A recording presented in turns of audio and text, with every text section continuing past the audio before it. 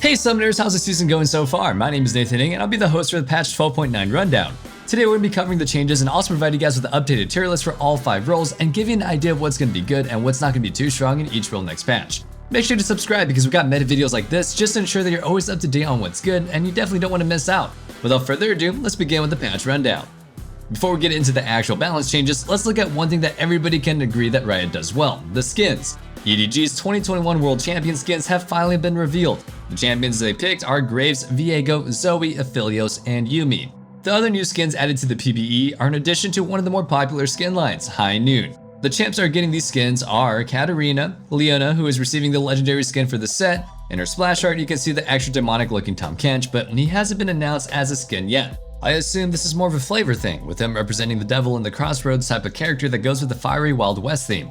Mordekaiser, whose skin is my personal favorite from this batch. If you didn't already have one, this 100% would have been a legendary skin for him. High Noon Varus, which is definitely a really cool theme for him, but until he's actually good, I can't really be excited about a skin for him. Maybe the buffs that he's getting this patch will help, but we'll have to wait and see. And lastly, Talon, who's also getting a prestige skin. So for you Talon 1-tricks out there like me, I hope you guys have been saving up that mythic essence. Now let's take a look at the upcoming system changes. Well, for this patch, it's just a single change. The strategy for rushing Hullbreaker is getting nerfed, with the resistances being changed from 20 to 60 linear scaling to 10 to 75 with backloaded scaling. That means that instead of the resistances going up from the same amount every level, they start going up slow and pick up pace later on. Additionally, the bonus damage against turrets now applies to attacks. The reason Riot is keeping the change list relatively light this patch is because the next one, 12.10, is supposed to be a huge overhaul to the game. Riot has already released their own in-depth explanations, but the TLDR is that they're majorly trying to cut back on how much damage champs are putting out for more counterplay and longer fights. We'll definitely be doing a lot of work over the next couple of patches to cover how that's going to be majorly shaking up the meta. So make sure that you're subbed and have notifications on so you can constantly stay ahead of the curve. Alrighty, with the rest of the stuff out of the way, let's take a look at our updated tier list. First, we'll start with our top laners. Shen was already in the OP tier, but I feel like it's worth mentioning that he's even better now. Hullbreaker's existence made it harder for him to do what he wanted to do against the champions that would rush him. It's not necessarily that one item spike that made him insanely strong in 1v1 duels. Shen could still usually take them on afterwards. The bigger issue was that whenever Shen would ult away, his foe could quickly abuse the empty lane to shove in and melt a tower. With it being nerfed, he'll have a lot more wiggle room to actually use his ultimate, which is the entire reason that you're picking him in the first place. Pantheon gets bumped to the S tier. Hullbreaker's nerf also means that the early game lane bullies are a lot more rewarded for their efforts, since their lead won't suddenly become borderline meaningless with just a single item completion. Darius is also getting promoted to the S tier. Like Pantheon, his early leads mean a lot more with the Hullbreaker's nerf. Plus, he's been doing a lot better lately now that people are building Trinity Force on him. Usually people would just build Strikebreaker, and obviously it's still good when you need the sticking power, but when you're not worried about being kited, it's simply not needed. Triforce gives a lot more damage, so it's much better when your foes are going to be fighting you to the death. Nasus moves down to the B tier. Hullbreaker's nerf will make things a bit less guaranteed for the big dog. Instead of just automatically becoming a side lane terror at the 15-minute mark, you'll actually need to play a little bit more intelligently.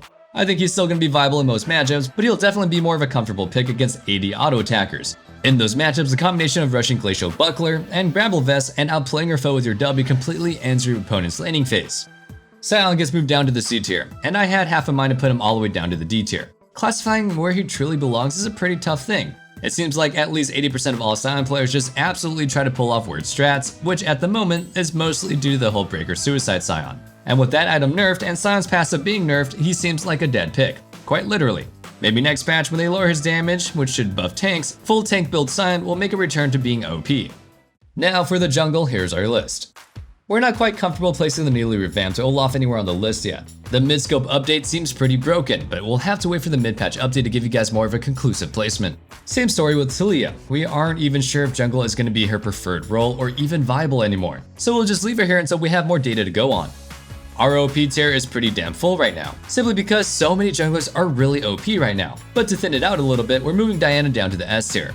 I still think that she has one of the most broken kits in the game, especially since she's simultaneously able to engage fights and nuke the enemy team in the process. But she just isn't quite as reliable as the other champions in the OP tier at getting an early lead, and if you fall behind with her, she loses a lot of threat. So she's the one that got the cut. That being said, this tier list has always just been a general guideline. If you find that you're just so good at pathing with Diana and you constantly get fed, she's just as good or even better than those picks.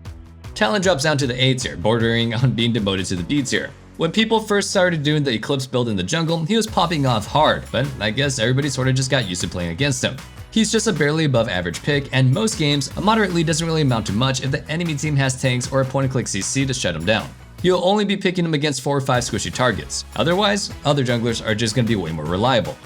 Echo gets dropped down to the B tier. Echo's place in the meta seems to be a little bit determined at random from patch to patch. Sometimes he's just performing as well as the other champions in the role, and at others, he's just kinda meh.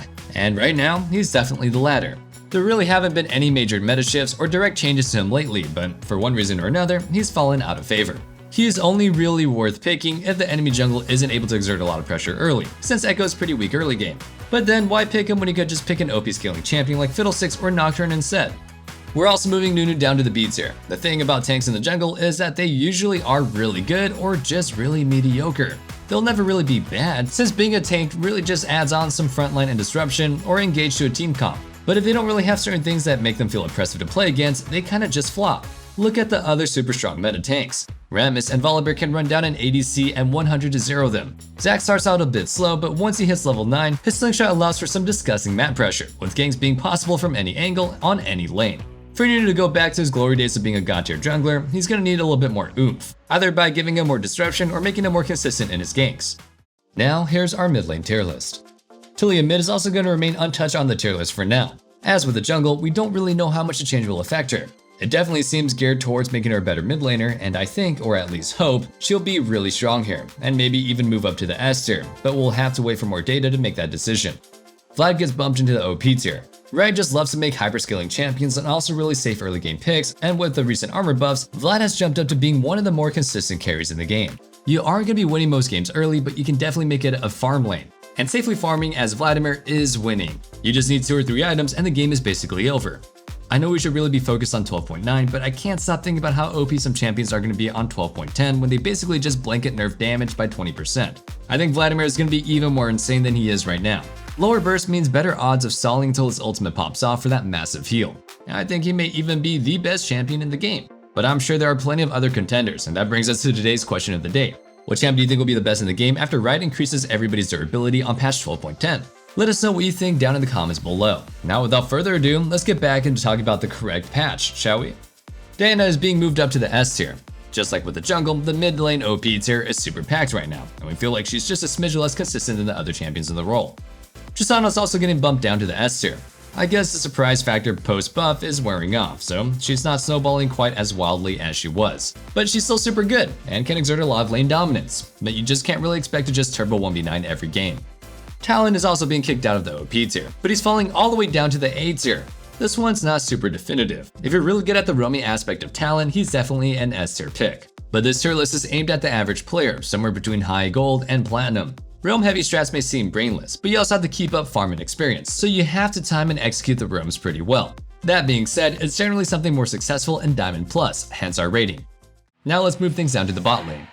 Jhin has been doing super well since his buffs, and he definitely needs to be bumped up to the OP tier. His lane bullying is more consistent now, with that slight increase in his root time making it easier to combo with your support and commit to all-in fights. Samara drops down to the A tier. She's definitely still a really solid pick, but she's falling a little bit behind the other S tier champions in terms of consistency. That being said, if you really play with a bot lane duo that knows how to play aggressive, you can make the argument for being an S tier pick. I'm not really too sure how much these various buffs are going to do for him, since the meta for the longest time has been going lethality, and these buffs really target his on-hit attack speed builds. For now, we'll put him in the C tier. I really think he'll need more than this to fix him, but he's been bad for so long that I hope I'm proven wrong. To finish things off, we have our supports. Blitzcrank has been doing super well for the majority of the season, thriving against all squishy champions in the bot lane. But lately, he's dipped a little bit in performance, so we're moving him down to the A tier. Part of his lack of success is probably because the ADC pool has shifted a bit. Instead of being mostly weak and mobile champions, the majority of ADCs either have mobility, or in Jhin and MF's case, can punish Blitzcrank for heavily trying to just run in aggressively. The wildcard factor of having the potential to just randomly get a game-winning hook is still there, but that's not consistent enough to deserve a spot in the S or OP tier. While Lulu remains a super popular and strong pick in high elo, she's fallen pretty flat in the mid levels of play, so we're moving her down to the A tier with a strong chance that she could just end up in the B tier soon. She's definitely good at buffing ADCs, but she just doesn't have near as much of an impact as some of the other overtuned supports. Alrighty, that concludes our patch 12.9 rundown. Hope you guys enjoyed the video, and as always, feel free to share your thoughts with me in the comments down below. Also, check out the description for a link to join our Discord. Good luck this season, Summoners. I'm hoping the best for all of you. And as usual, stay safe, stay healthy, and have a wonderful day. Peace.